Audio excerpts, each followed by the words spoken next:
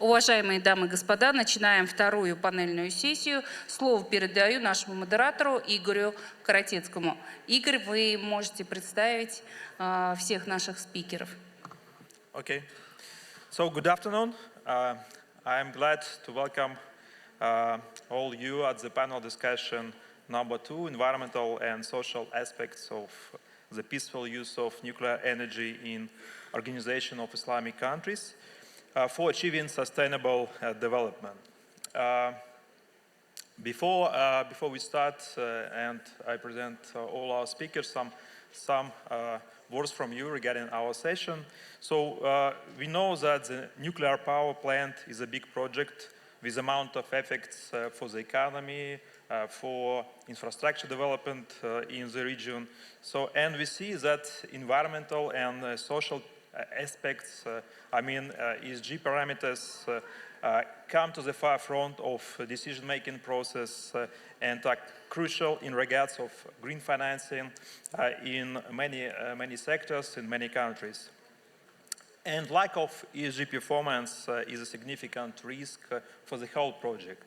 And ESG resilience could be a break-even point in supply chain management, in building global partnerships.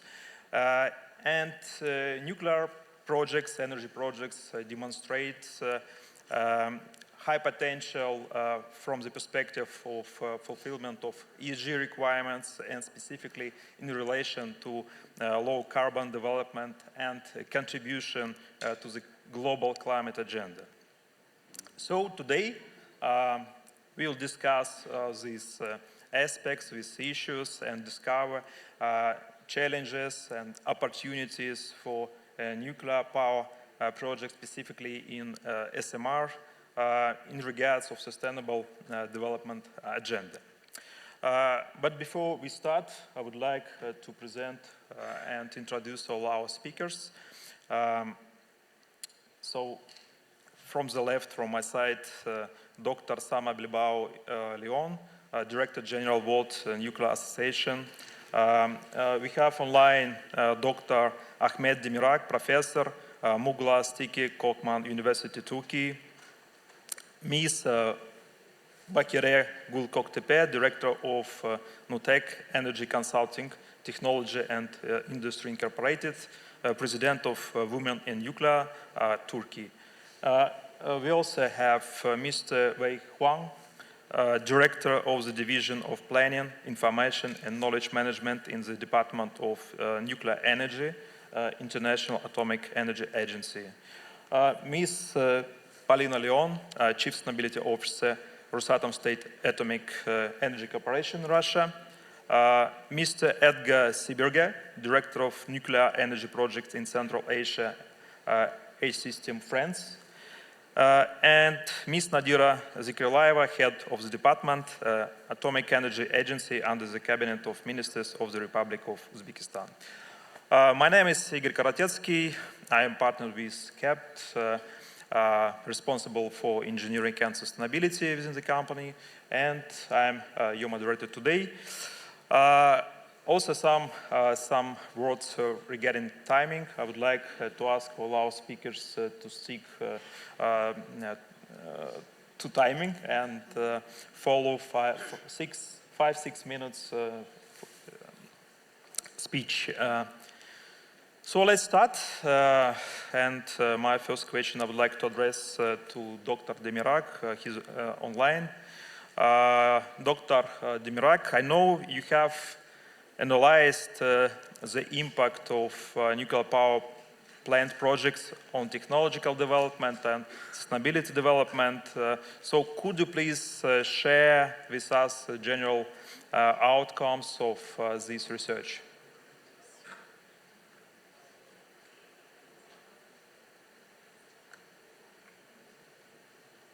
Ahmet, are you online?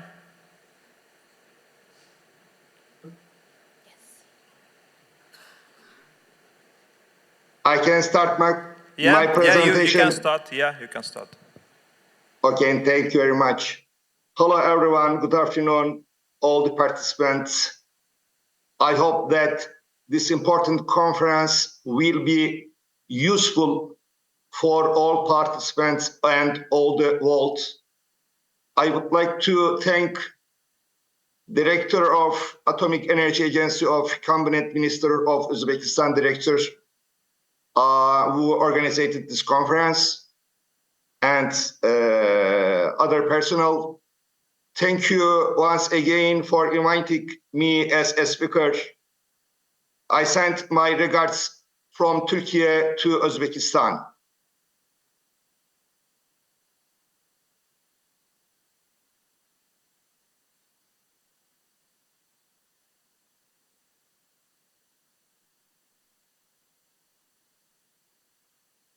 The most effective parameter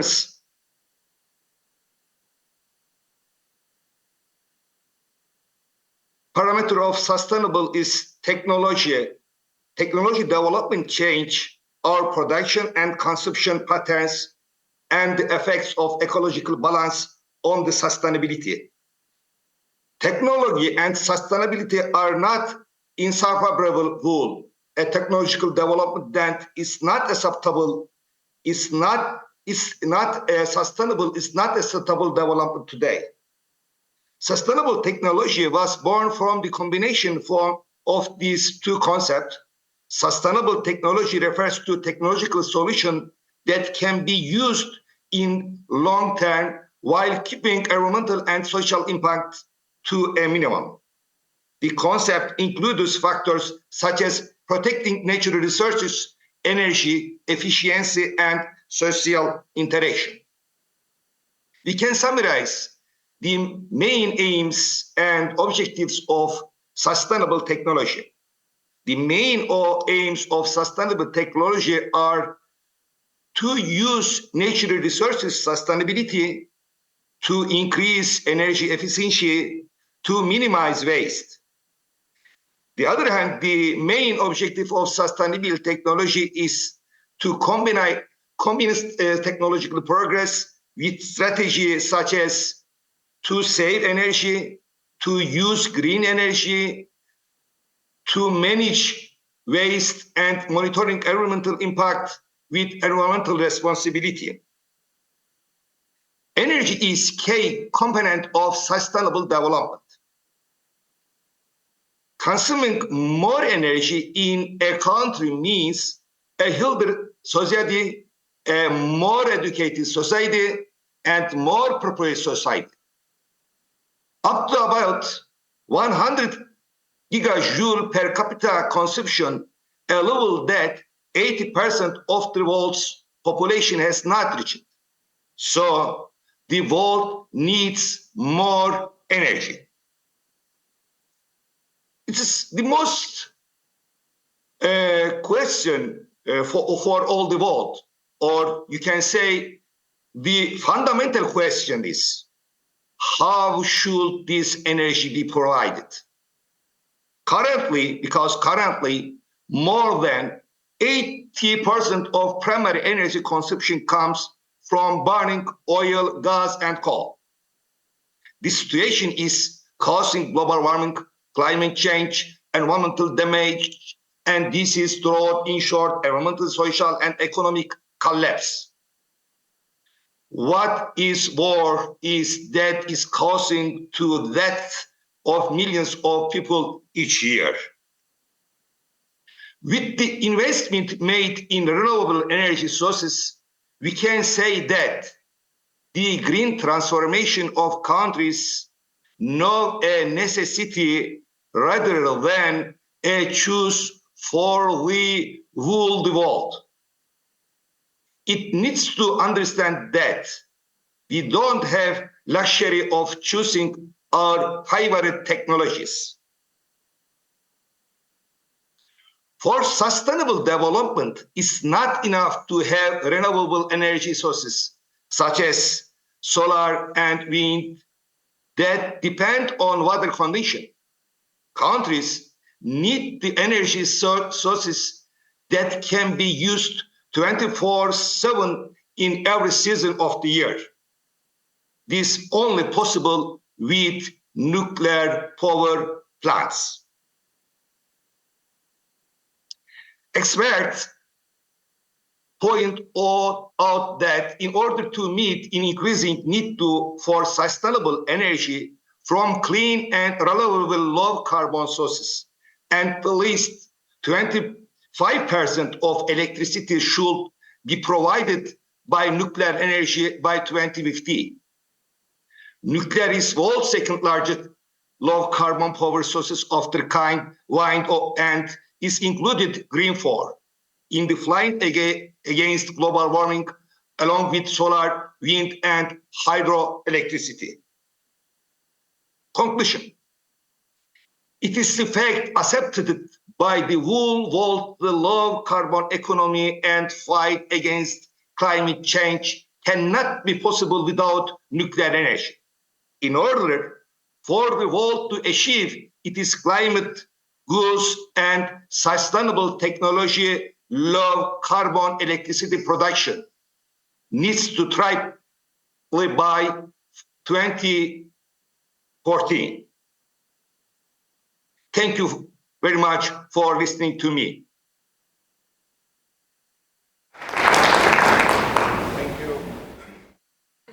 Thank you, Dr. Demirak.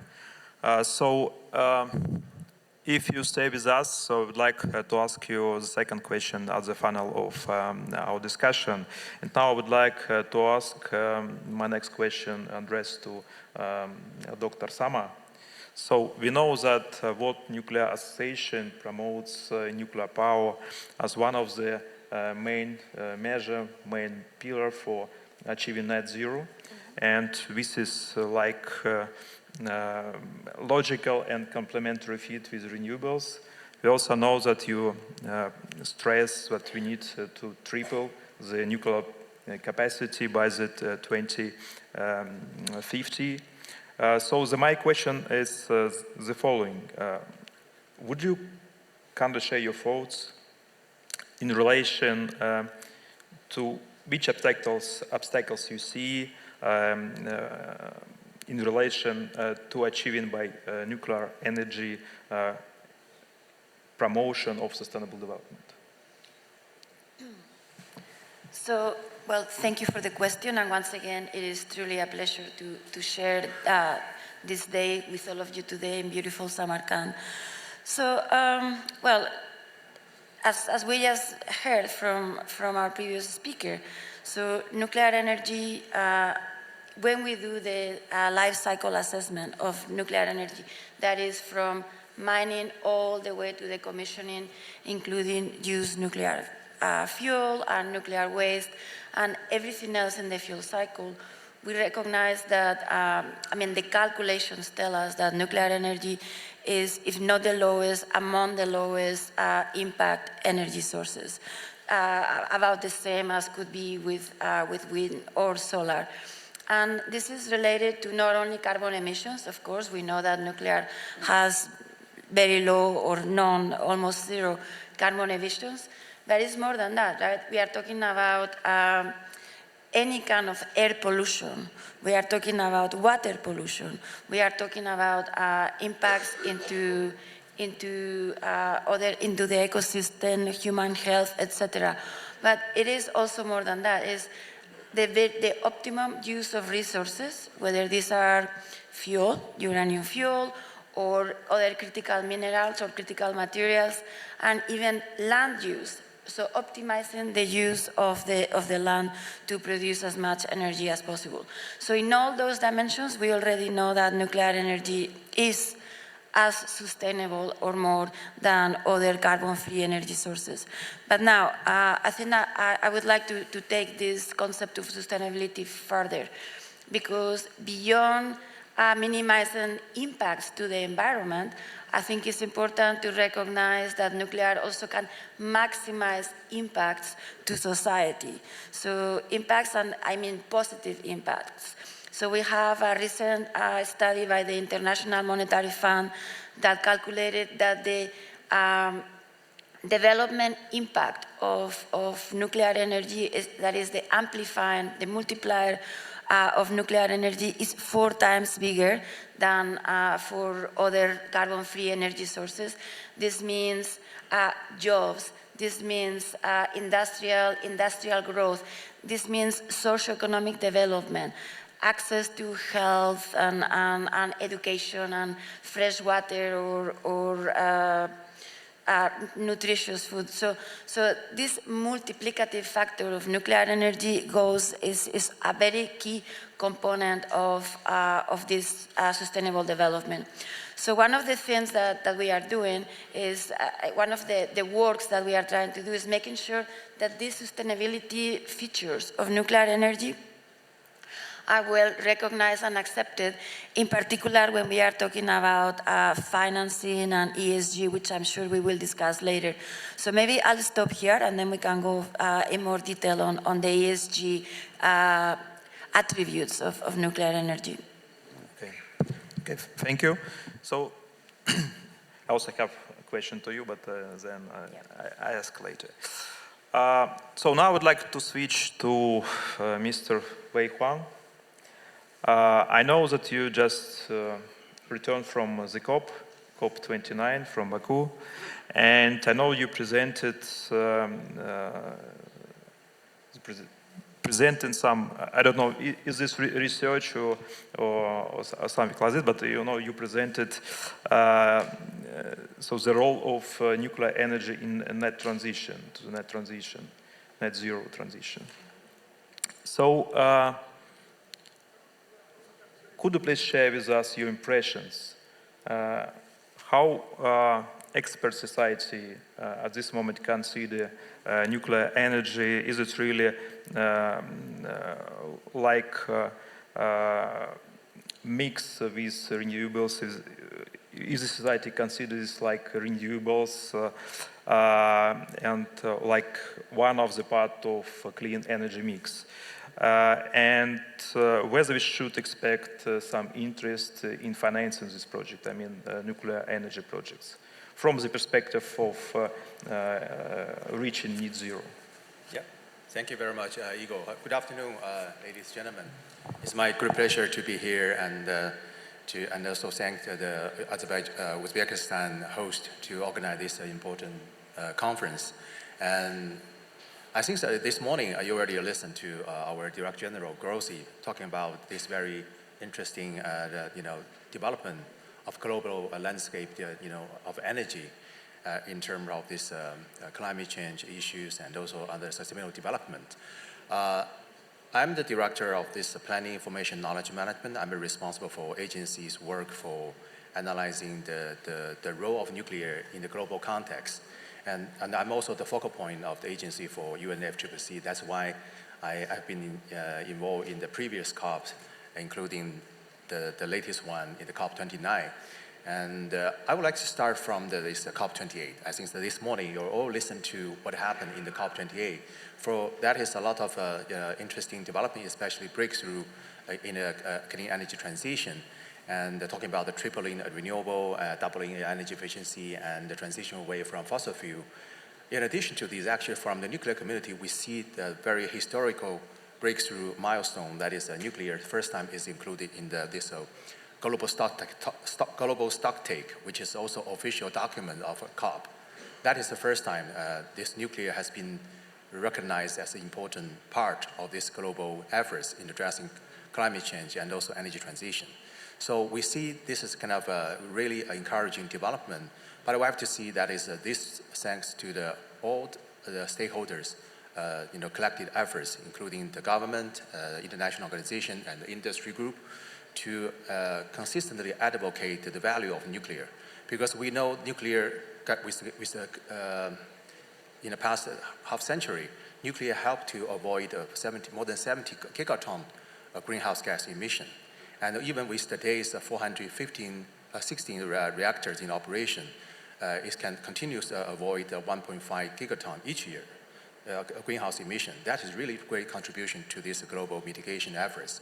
So we see this as a global tendency to recognize nuclear as an indispensable role in addressing global issues, climate change, and also transition, a clean energy transition.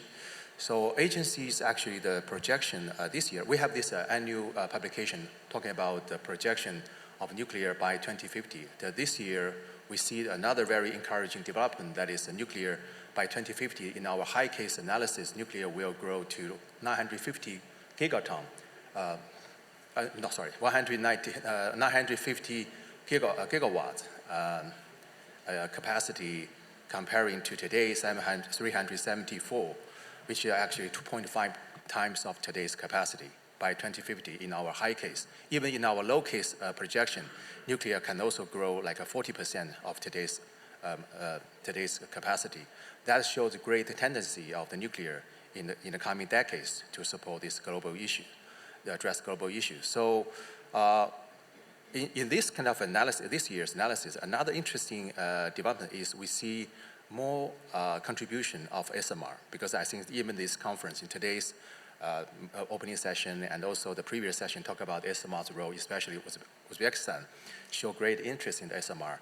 Well, in our projection, we see even SMR in today's this version of the projection, SMR will contribute to like a 24% of the new added to this global projection by 2050. That's quite a big number in comparing to the previous projection.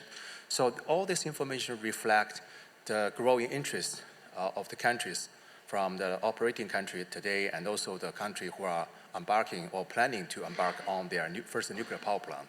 So we see that is a very good tendency.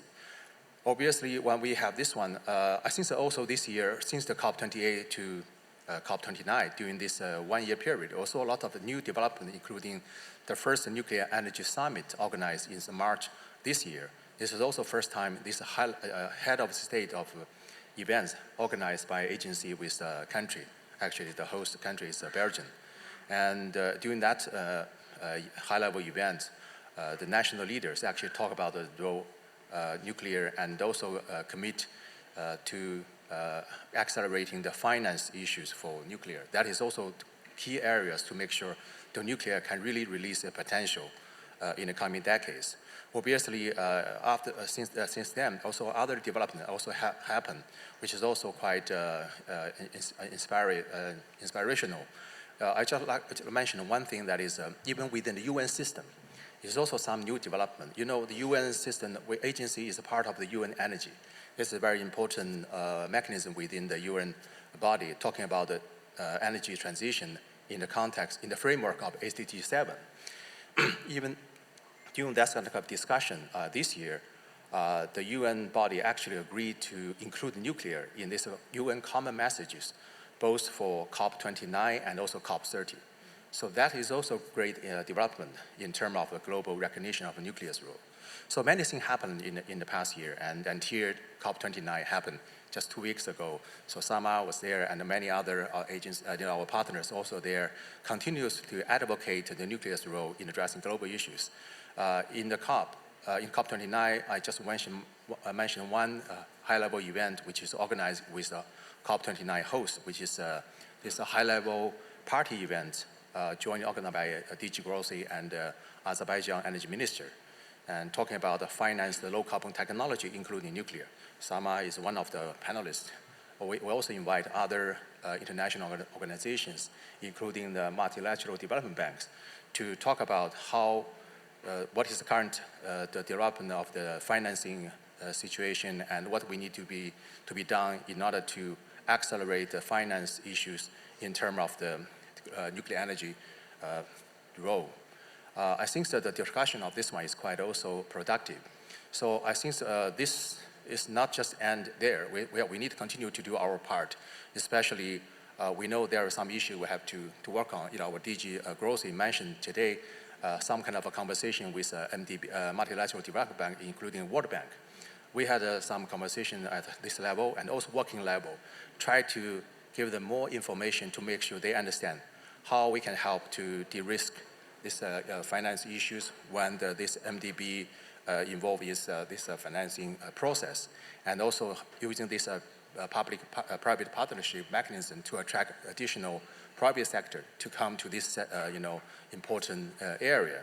So a lot of efforts are ongoing. So I will stop here. Maybe we can have a follow-up conversation in terms of these finance issues. Yes, so you mentioned SMRs. Can we consider this as green finance projects and whether this is like additional opportunity for financing SMR projects? Yeah, that's for you. Question. Yeah, I think SMR has drawn a great attention, and from the current our analysis, we understand that in terms of a cost structure, SMR is still similar to the large scale reactors. So that means they still have this cost of the capital, capital cost. Capital cost is still high comparing to others. So we have to address, even in terms of absolutely the term of the cost, the SMR project might be lower comparing to the large scale reactor. But in terms of this general structure of the cost, I think SMR still need to overcome some challenges. So in order to help to facilitate the development and deployment of the SMR, some efforts need to be done, including help to build up some kind of a level playing field to create some kind of favorable policy to allow the new SMR technology also enjoy some kind of policy enjoyed by the renewable. And also we need also find some way to help to make sure SMR can be deployed in a fast way. And so that's why we have to address some kind of regulatory issues. That's why agency, our DG Growth, launched this nice initiative, try to address both aspects. One is on the regulatory perspective, another one way is on the industry perspective. And also we have some kind of joint efforts with our partners, try to see how we can make sure the SMR can be really deployed on time or budget. I think it's mainly benefit from the industry experience. So, and also we also help to conduct some conversation with financial institutions, try to give them more information about SMR status. Currently worldwide, only by the agency application, we show that we have 68 different SMR designs in the world, and 4 already in operation and 4 under the construction. And the rest, I think, in the different stages of designs, concept design, engineering design to basic design. So that means the majority of the technologies of SMR is still under the development. So I think that we need more information to understand the implication of SMR in terms of economics and also the benefit. But we understand the big potential is there, especially helping to address electricity and also some other decarbonization efforts. For example, other like industry process and also hydrogen production, desalination, and also help to stabilize some kind of energy system and couple with other renewables. So there are many areas we believe SMR can contribute. Obviously, we have to address some issues and make sure SMR can really release its potential. Okay, thank you, clear. So I would like to address the question to Ms. Leon, Paulina Leon. So I know you have deep expertise in ESG. And we see that Rosatom receives high scores in various ESG ratings. Rosatom received ESG financing. So, and you personally also a member of various international working groups on ESG in relation to nuclear industry. So, taking this into account, my question about your expertise and what do you think about the main environmental and social economic aspects of nuclear projects? So what's the key features? So we should focus. Yes, thank you very much. Actually, the thing is that ESG metrics, they're pretty wide. So when we're talking about proper ESG parameters, any project, any sector of economics has its ESG profile. You see at the screen some of the key parameters for nuclear projects, and basically all of them were somehow mentioned today. Because we strongly believe that nuclear energy has a very strong, a very profound ESG parameters, and that's why we, as a nuclear-based company, Rosatom has really very strong ESG ratings. Actually, we have AA level currently. But together with pronouncing and highlighting all these ESG effects, I mean these job places, for example, the industrial growth and safety and security, all these parameters, of course, they're part of ESG agenda, but together with that, as an ESG director, I would like to highlight that it's very much important to calculate all these parameters in proper figures, because we need to remember that nuclear industry, it's a very specific area, and sometimes, for example, for banking system, for banks, for financing structures, it's a bit difficult to understand what is inside and how to take out these green ESG parameters. And today most of the banks which focus on climate financing, on green financing, they need to fix their ESG financing on the very specific ESG parameters. And that's why we as a nuclear company last years were very much focused on calculating as broad ESG effects as we can.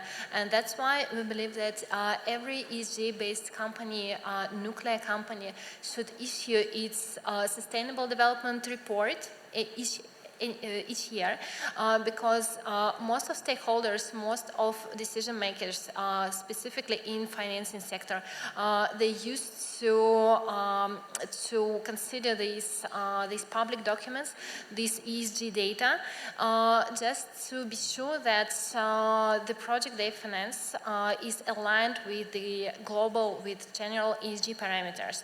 And for my opinion, these days it is crucial to start calculating, to start performing ESG profile of any project, of any nuclear-based project from the very beginning. And specifically, that's important for the SMR, because as all we know, SMR is a big focus of the whole world nowadays. In any region, in any nuclear energy conference, we're talking a lot about SMRs. And for example, I was also part of the COP in Baku. There were plenty of questions specifically about SMR, specifically about climate efficiency of SMRs. And when we have this very nice project of SMR here in Uzbekistan, I believe that we need to start thinking about its ESG profile from the very beginning, just to be sure that it is aligned with the general climate request and the general green request. And we believe that this ESG quality would help the project be the best practice of SMR, of green SMR project in the world. Okay, so you talking about the general requirements, ESG requirements. So I think this is maybe common for the all industries. What about maybe specific challenges of nuclear projects in relation to environmental requirements, green requirements? Yes, actually, it was, there is a second slide, I believe. The next one, yes, thank you. It was already mentioned that we have a great breakthrough last year at the COP in Dubai, when the nuclear energy was explicitly mentioned among other climate efficiency sources of electricity, but still that is of course that is a breakthrough, but still that is not enough for nuclear energy to be to prove its climate efficiency, because currently there are plenty of different green regulation, and it's still developing all over the world in each country, and there is a high need right now for nuclear energy to be included in every green taxonomy, that is the general financing framework to finance green projects.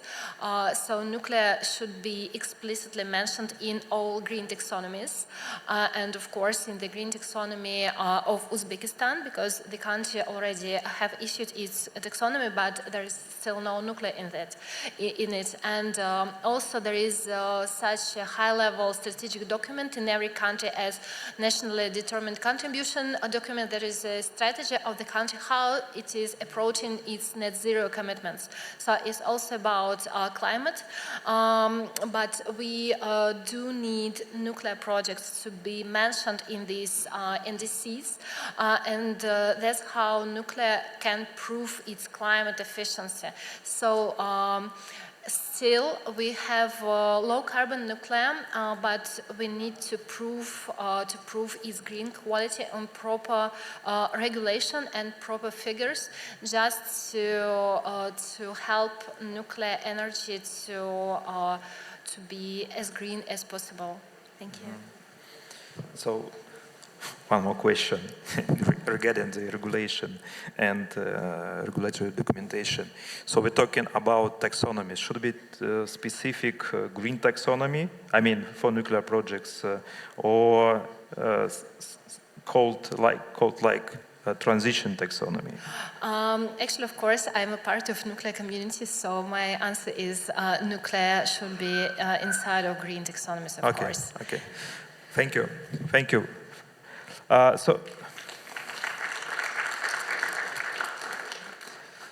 So now I would like to switch to Mr. Edgar Sieberger. So my question is the following.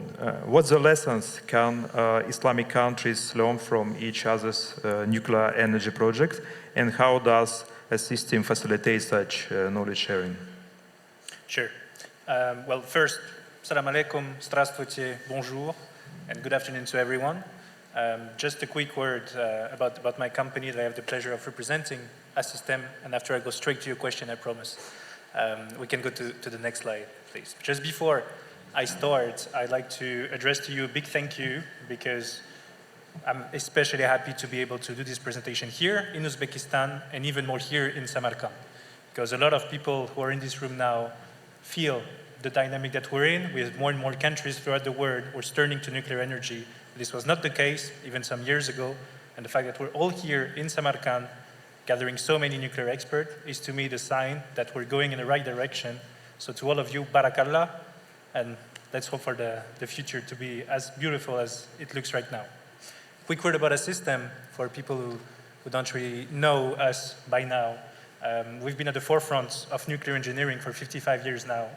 And our mission is clear, is to provide clean, reliable, and sustainable energy. We're one of the top 3 independent nuclear engineering firms in the world, and we work with all vendors on all localities. You can go to the next slide, please. Very quickly about this, we provide solutions throughout the nuclear life cycle, the entire life cycle, from the site selections, early work, all the way to decommissioning. You can go on the next slide. We have a proven track record in developing nuclear energy programs on the whole world. Basically, you can see that the majority of our activities are French-based, because we are French-based, but we're also present in the majority of the current nuclear programs, and the ones to come, we hope, very soon. Next slide. We're present right now in 12 countries across the world, and we hope to add some new points in the OIC countries very soon. So we count on you to develop your programs very fast and with our help, inshallah. Next slide, please. All right, so now back to the subject and try to answer your question. The first question, or the most common one that we are being asked when we work on those localities of the OIC countries is nuclear the right choice for them? You know, is there any alternatives possible? So our colleagues already answered this morning and during this panel that a need for nuclear is essential for some of those countries, and I will answer that indeed this is true, because the OIC countries in majority share the same challenge. They need to balance rapid economic growth, population growth, with energy need for sustainability. Energy demand is rising in all of the countries, and the transition from fossil fuels is now a necessity. It's not just an option. As you can see on the slide, on the top right, you have the 6 regions with the members of the OIC, the OIC member countries in those regions and their average mix. And as you can see, it's majority composed of gas and fuel oil, which is obviously not aligned with the pledge that all of the countries has made to be either carbon neutral by 2050, either 2060, but the pledge has been made anyway. For this reason, one answer, and only, is to have a baseload power, mixing, of course, with renewable energy. We never put them against each other, and nuclear for us is the answer to this question. Beyond electricity generation, obviously the nuclear energy drives technological innovation, it creates high-value jobs, and it builds expertise that contributes to the broader economy of the countries. We already have a lot of success stories and a lot of members here that represent those success stories, talking about Turkey, Iran, Jordan, Egypt, UAE, and Saudi Arabia. They all have already integrated nuclear energy into their energy strategies to strengthen both energy independence and economic resilience. Yep, next slide, please. Yep. Whether all those benefits that I mentioned before, they come with responsibilities, environmental protection, public health, and very important to me is social acceptance of a nuclear program. Those aspects are all critical to store a nuclear program and to have it last long and even developing in the coming years. Everyone has in mind here the recent referendum that was held in Kazakhstan, and I'm very happy to see today some colleagues of Kazakhstan who participated in this public acceptance mission, and the work that they have made of transparency, of informing the public, has been the cornerstone to the result that we see today, which is a positive referendum and a program that is soon to start, hopefully. We take at Assystem big pride in balancing technical innovation with a deep commitment to ESG standards.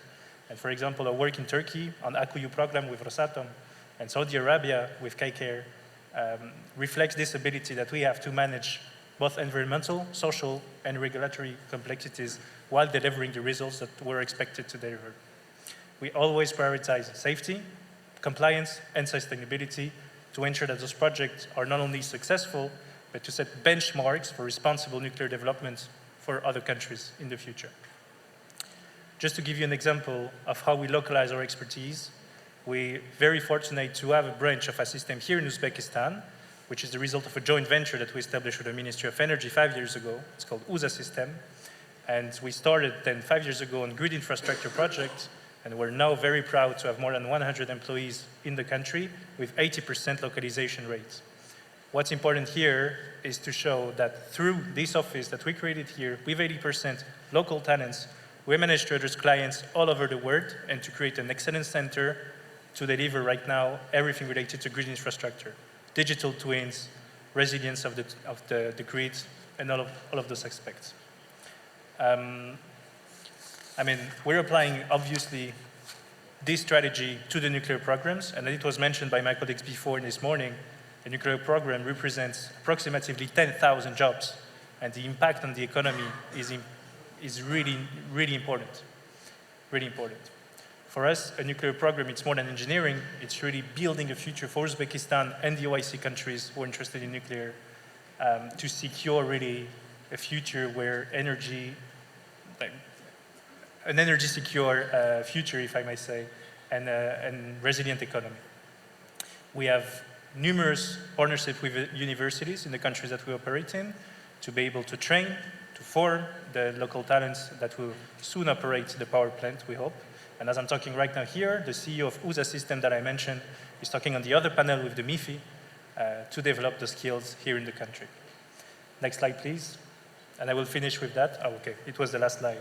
But just one last point to insist on public acceptance, because for me, this is really important. And we recently, again, had this example in Kazakhstan. We work closely with governments, with stakeholders, to engage communities and address these concerns. This is paramount that the public is informed to transform a risk that the people could perceive it as something dangerous, something not safe, something expensive, to change this perception, to show them the reality of what nuclear is, secure electricity, high-value jobs, and transition to renewables. Yeah. To go back to your question, sorry, it was, how do we take the... So, about the knowledge sharing, I think you said about this. Knowledge, yeah, okay. That was interesting. I hope. Thank you very much. Yeah, thank you, Mr. Seberger. So, I would like to ask my next question to Ms. Kotepe. I think this is one of the major questions. So, and the question is following: why do you think in many countries some groups of environmentalists, Greens, and public oppose nuclear power? So, what are the root causes of this situation related to this concern?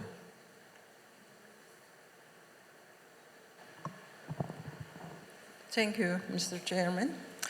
Good afternoon, dear colleagues, ladies and gentlemen. It's a great pleasure for me to be here and addressing such a distinguished audience. I have special pleasure to be in our kardeş ülke, Özbekistan. Size Türkiye'den selamlar ve sevgiler. Her şeyden önce I thank for the wonderful organization of Uzatom, and also my thanks go to Rosatom. Well, while listening to these distinguished speakers of this panel, I was thinking then, and my life spanned in my mind like a film movie, because as Rosatom this year celebrating 17th anniversary of the first commercial nuclear power plant in the world, starting from Obninsk. It was named some months ago in Uzbekistan again. It's almost with the same age of mine, with the first commercial nuclear power plant. And then thinking about my life in nuclear, and I don't want to make a declaration of my age, but when I finished, I know you think that I'm a dinosaur, I'm sorry, but in 1974, when I graduated from University of London as a Turkish scholar, nuclear engineering department, it was 1974. So this year, it is 50th anniversary of my life in nuclear. It's a long life. And I call my life in nuclear the long, thin way. Now it's extending to Silk Road. It was not easy, believe me. Now we are all distinguished guests talking so nicely about the benefits of nuclear power plant. How wonderful is it? Please, can you move the slides in the meantime? Please, next slide. I don't know the thing. Okay. We are talking about nuclear, and I always get overwhelmed talking about this industry because I'm known as pro-nuclear person all over among my colleagues, spending many years in this. And usually, when I talk to people or when I do conferences, I ask the ideas, what they think about nuclear, and I get various responses. But for me, it is the most interesting, most mysterious, and most wonderful and unique technology in the world. Well, it took us a long time to talk about nuclear technology in the past. Please, next slide. Because there was the time that people were really against nuclear power plants. Especially in Turkey, we started nuclear power programs in 1950s and 60s, and for many years, we had plans to build nuclear power plants, and went through several stages of bid evaluations periods. No projects was successfully completed, no bidding in the past, but we gained so great deal of experience in environmental studies and fighting against public opposition to nuclear. Now, Turkey is a dynamic newcomer country. Akkuyu is the world's first nuclear power project implemented on a build, own, and operating model. It's a unique model, and it is the biggest construction site, nuclear construction site in the world now. But Turkish government is planning to build 2 more nuclear power plants, plus SMRs to meet the country's growing energy demand until the year 2035. And also government declared zero emission target until which is 2053. So in Turkey, we have accumulated experience concerning public reactions and many other preparation and infrastructure developments. I will unfortunately have no time to talk about Turkey's nuclear power program, but our executive director from Ministry of Energy, Mr. Salih Sarı, are you here? He is here. So please, if you Uzbek colleagues have time, we like to discuss our cooperation possibilities in between the available times about our program. Can we go, please, the slides? So Akkuyu is going very well, fast development in the construction. It started as a joint project between Turkish and Russian governments, and now there's a joint company there working very hard, and soon, hopefully next year, first unit will start operation. Please, next slide. So environmental benefits of nuclear is, I can usually describe in various, please carry on the slide. When I talk about the environmental benefits, of course, there are several criteria. You cannot just say that it is safe or it's not safe. Can you move the slide, please? There should be some PowerPoint there. Yeah.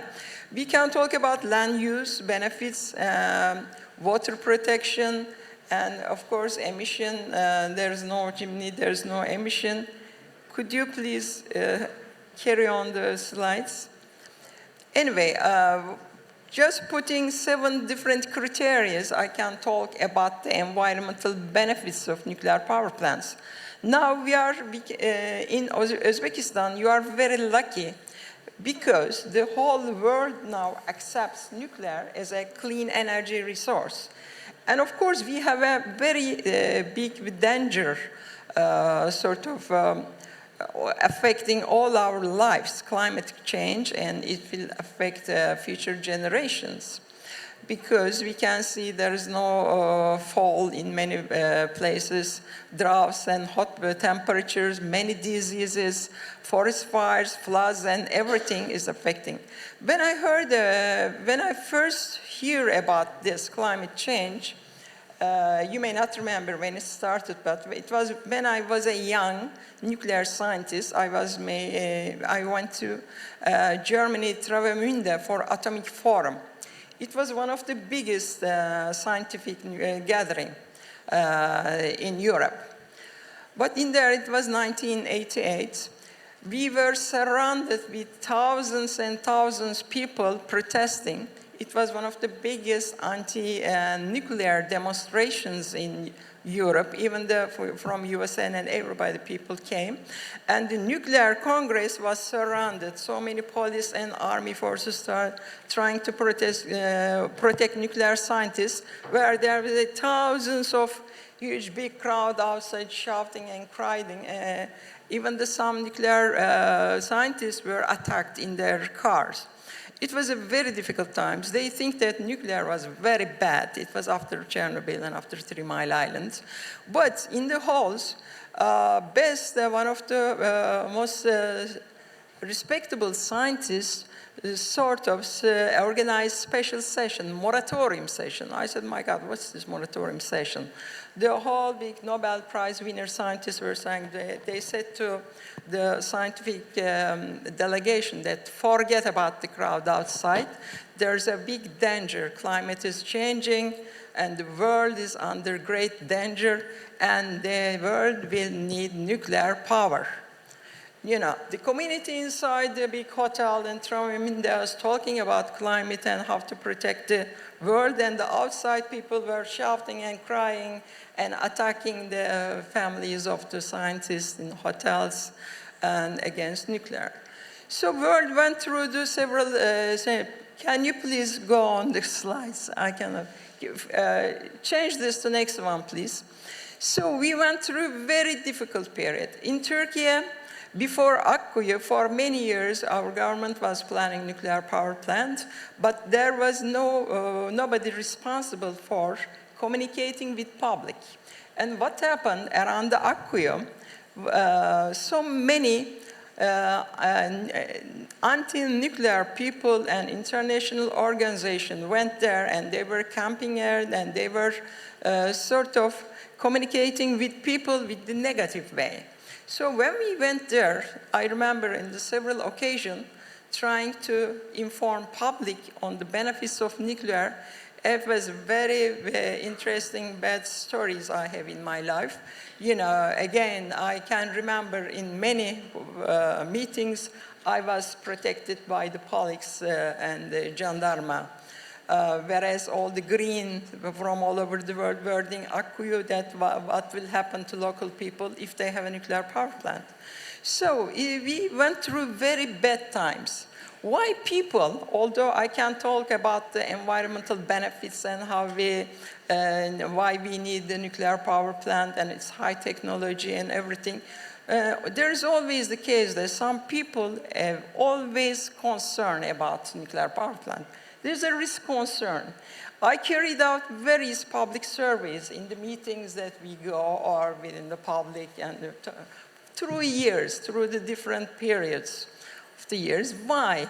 What they think about nuclear power. If they have doubts, why?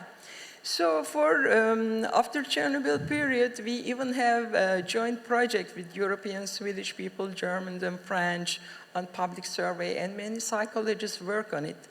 You know, public concern work is thousands. There are thousands of works. That once time there was an avalanche in the public communication. Why? How we can convince Sorry, people? Mr. Kektepe, as we have time limitation, can I ask what was the key success factor? Okay. Key success factor to convince people that nuclear project, particularly this one nuclear project, is okay. If I can see my slides, it's not going on. It should go quickly. There are several root causes and why public have concern about nuclear power plant. There are many reasons. Mainly, they always correlate the peaceful uses of nuclear power with the weapons use. Of course, Hiroshima and Nagasaki is a bad history in the human life. And there's always media. Effect of mass media is very important. Many people in the past, they heard about horror stories against nuclear. And communication, and also there was a weakness of the nuclear industry. In the past, they did not care so much about PR programs. They underestimated the reactions of public, and there was a many years of gap in between when the nuclear industry leaders realized that it was necessary to inform public. Then Uranium Institute become World Nuclear Association, like SEMA is the leader now. World Nuclear Association, in each year they get together and they talk about the public concern. And there's also, there's a factor we call inoculation effect. Some people have some behavior type. If they think about nuclear in a negative way, and whatever you say, they keep resisting on what they think. We call this inoculation effect. Also, risk perception is very important. Although they may not be affected with the radiation, they think that they are. Another factor.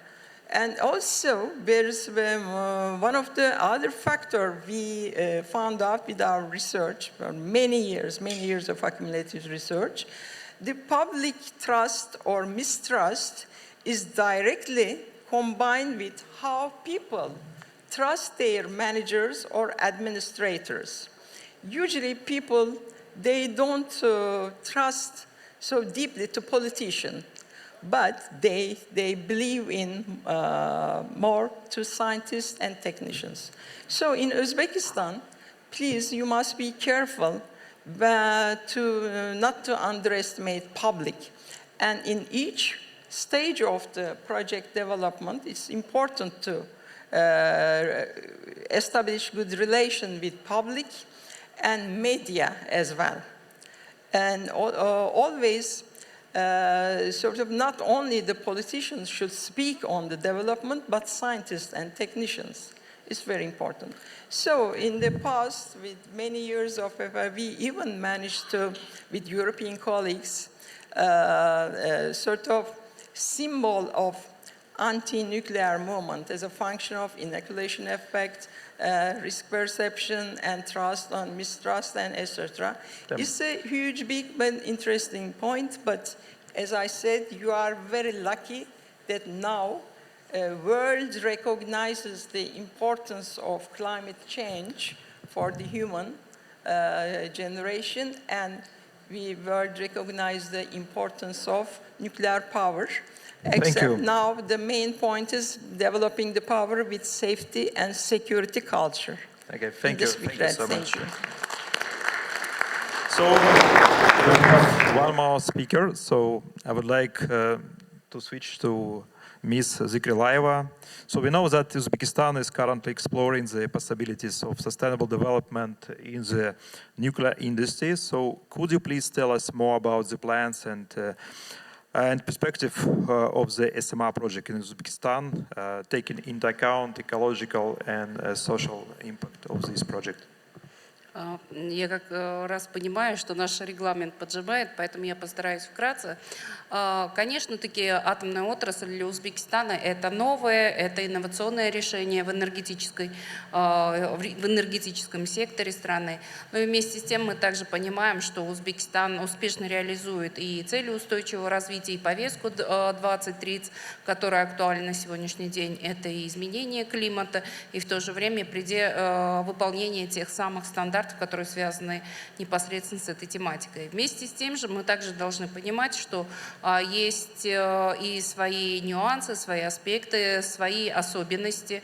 И вместе с тем мы на сегодняшний день, понимая, что на данном этапе своего развития, да, при начале строительства АЭС малой мощности, который как раз-таки является таким решением в атомной сфере, да, на сегодняшний день, как именно инновационное направление, которое сочетает в себе и передовые научные достижения, гибкость, применение, масштабируемость. В то же время здесь есть решение по безопасности, это эффективность и экологичность.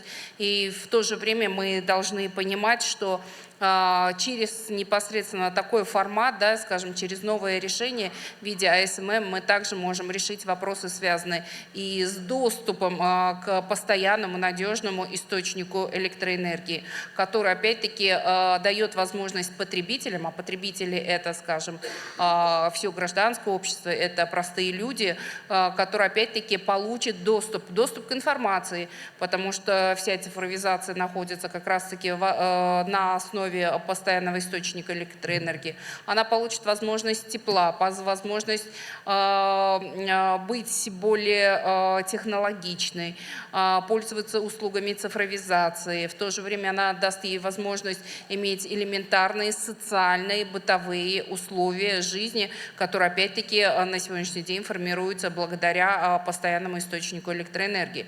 Вместе с тем мы также должны понимать, что и это изменение изменения социального образа жизни простых потребителей. В то же время мы также должны смотреть на те уникальные возможности, которые дает для нас вот это строительство данной АСММ станции, которая будет в будущем, да, скажем, таким технологичным оптимальным решением для многих стран, в том числе для стран ОИС, именно в реализации вот этих целей, которые диктует для нас повестка 2030. Если внутри отрасли мы будем говорить про эти стандарты, про внедрение стандартов ESG, конечно, на первом этапе это понимание этих стандартов, понимание критериев, понимание показателей для того, чтобы люди, которые будут в дальнейшем придерживаться этих критериев, могли это исполнять в полной мере и эффективно. С другой стороны, поэтому на этом этапе мы как раз-таки и рассматриваем ряд, скажем, тематических семинаров, изучения, значит, это какой-то обмен опытом, это возможность обсуждений на таких площадках, скажем, всего того опыта, который имеют другие страны, да, в реализации именно вот этих стандартов. На следующем этапе это встраивание этих требований в систему менеджмента, потому что как один из элементов ядерной инфраструктуры выступает система управления. Система управления имеет свои особенности, свои аспекты, требования к безопасности. Соответственно, вот встраивание – это тоже отдельная тематика, над которой мы должны будем в будущем подумать, обсудить. Мы приглашаем всех, все экспертное, все, скажем, профессиональное сообщество именно к обсуждению вот этих вопросов и обмену опытом, и в дальнейшем, скажем, теми технологичными решениями или, скажем, другими решениями, институциональными решениями, как это сделано у вас, да, в ваших странах. Следующее, наверное, это все связано и с взаимодействием с гражданским обществом. Тот же опыт Казахстана для нас показал, да, как можно провести общественные слушания, когда действительно гражданское общество очень активное, когда оно выражает свои, скажем, там, преимущества, скажем, негативное отношение и так далее, но вместе с тем власти и бизнес, они опять-таки прислушиваются к этому гражданскому обществу, находят определенные компромиссные решения.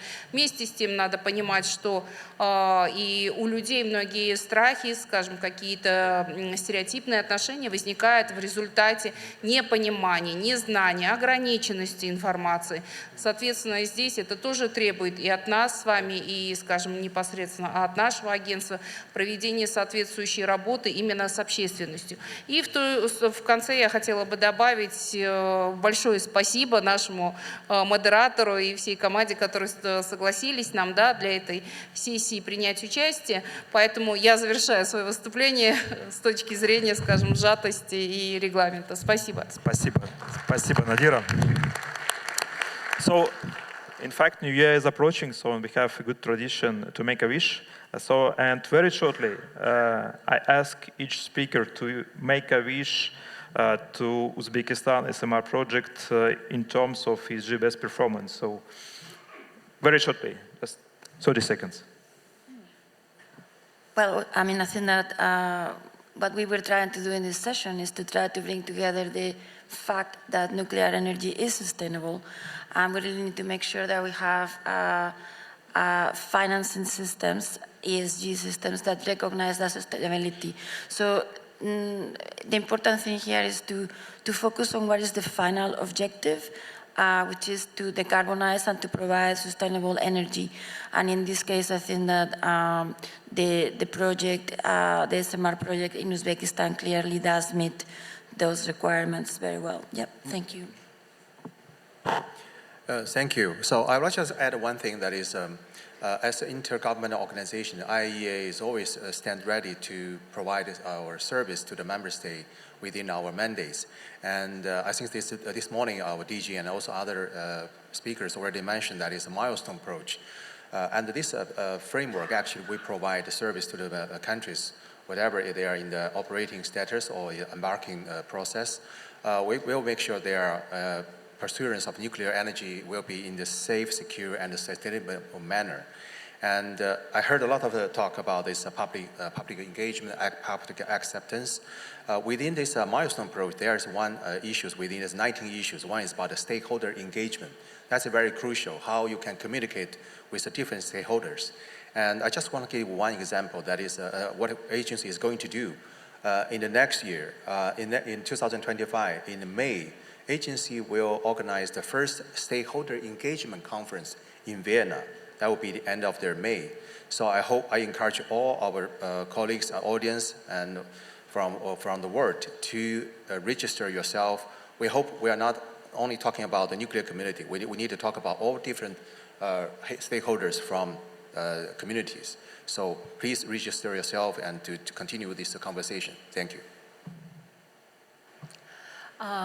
I would like to make a wish for the Uzbekistan project of SMR to become not only the first nuclear energy project in the country, but also to develop its green ESG profile as soon as possible, and to become the best practice of SMR clean and sustainable project for the whole world, and of course to obtain green financing from the World Bank.